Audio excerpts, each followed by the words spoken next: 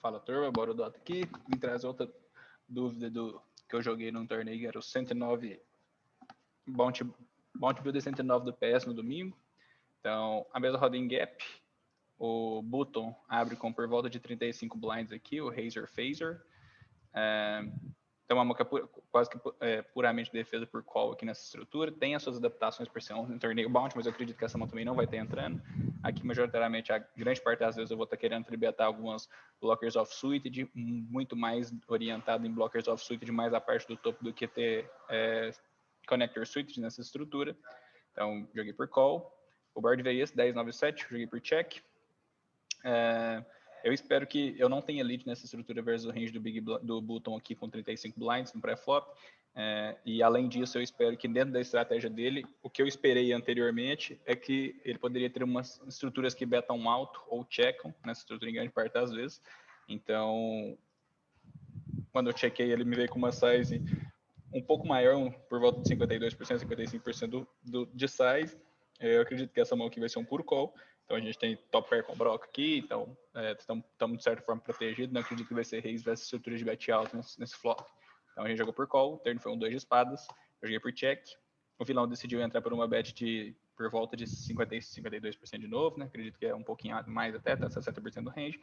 E aqui ficou uma dúvida entre como que se joga essa mão, se seria o mais oportuno jogar ela por shove ou por call somente.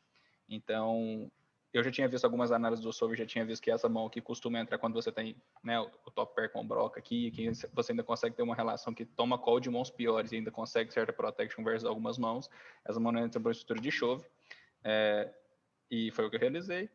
E acabou que o vilão tancou e deu call, e o tanque dele é justificável, ele tinha rei 10, porque de uma maneira geral, eu acredito que o field, nessas estruturas onde um turn 2 versus um segundo barril, o pessoal costuma jogar muito por call essa estrutura aqui ainda, então quando o cara entra por uma estrutura polarizada flop e polarizada turn, o pessoal tenta jogar mais por bluff catcher, não tende a proteger esse tipo de mão aqui num 2 espadas, por exemplo.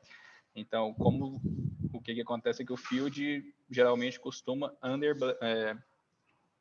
não costuma enfrentar segundos barris com tanta frequência, e por não enfrentar com tanta frequência segundos barris, quando enfrentam, jogam mais por call. Então, quando você joga por chove, geralmente esses choves aqui versus bet alta, de tendência polarizada, são desbalanceados para valor. Então, geralmente, quando o cara faz isso aqui, ele tem uma mão muito forte, 2 pares, alguns par com flush draw, esse tipo de coisa. Então, que deveriam naturalmente fazer parte do seu range que vai estar chovendo também, mas não encontram mãos tipo essa, que é um top pair que chova pela protection, mas a relação que consegue tomar call por mãos piores aqui. Se o vilão tem um 10 e 8, ele tem que dar call, esse tipo de coisa. Se ele tem um flush draw muito forte, tipo as hate espadas, alguma coisa assim, ele deveria ter dando call também. Então, nessa estrutura é o que acontece, beleza? Então, aqui ele acabou optando por call, a mão foi um rei 10, e minha análise foi em cima dela. Então, de novo, né, coloquei as relações do SPR aqui. O meu range em position seria, o range do vilão em position eu assumi que seria mais ou menos esse aqui, um pouco menor, 48,6%, do que geralmente é tido como padrão, que é 50%. O meu range aqui teria algumas mãos aqui nesse meio tribetano, né, que seria uma broda e mais um kicker talvez não tão relevante assim, dando tribet, que seria a parte do 7x suited, alguns 6x suited, e grande parte do Ice off suited e Broadways off suited com kicker médio, baixo aqui para dar uma mixada no range que vai estar tribetando a parte de cima que vai dar tanto tribet call, beleza? Então, as sizes do flop que eu coloquei para ela em position foi 33,66, 33,66 e 100 no turn e 66 ou 100 no river, beleza? Bom, e aí tido isso, para minha surpresa eu não tenho lead, tranquilamente, eu acho que já era previsto, mas para minha surpresa, por causa da composição do range dele em position, que tem várias dessas mãos aqui, e que talvez o field possa pecar um pouco em ter essa estrutura dependente de como type de jogador que é nessa parte dos 8x off-suited aqui, em termos de off-suited, para cada casinha dessa aqui o cara ganha 12 combos dentro do range dele, então se ele tiver grande parte dessas mãos aqui conectadas, ele tem alguns 8x suited de extensão aqui, então, várias dessas mãos estão conectando muito bem com esse board aqui, todas as extensões, seja da parte suited, seja da parte off-suited, isso faz com que ele ganhe uma equity de 57,7% e eu fico com 40, no restante, né, com 43%, o complementar, e essa estrutura entrou por uma preferência por size mais baixa do que por size em alto. Se a gente for dar uma olhada nas equidades aqui em termos dos nuts na distribuição do range, a gente percebe que o in position está na frente grande parte das vezes, só no finalzinho aqui 90% mais que ele dá uma encontrada, mas tem bem mais quantidade de mãos e a extensão é bem mais longa, a gente consegue perceber isso. Então ele prefere ter essa estrutura de bet baixo que foi a preferida para ele. Mas apesar disso, versus a estrutura de bet baixo, a gente consegue perceber que o Valet 10 poderia entrar para uma estrutura de raise, que seria par mais bloco e uma over, né, no caso. Essa over seria meio suja, assim, porque à medida que bate essa over, o 8 segue, mas a gente entraria por check raise com uma frequência razoável. E quando o vilão entra para betar numa estrutura um pouco mais polarizada, a gente quase não tem mais raise, a gente joga pela estrutura de bluff catcher, assim como a grande parte das vezes versus estrutura polarizada. Então a gente entra por Valet 10 por call, o turn foi um 2 de espadas, a gente não tem lead nesse turn, e o vilão tende a estar jogando por uma estrutura que beta 66% grande parte das vezes, não tem show.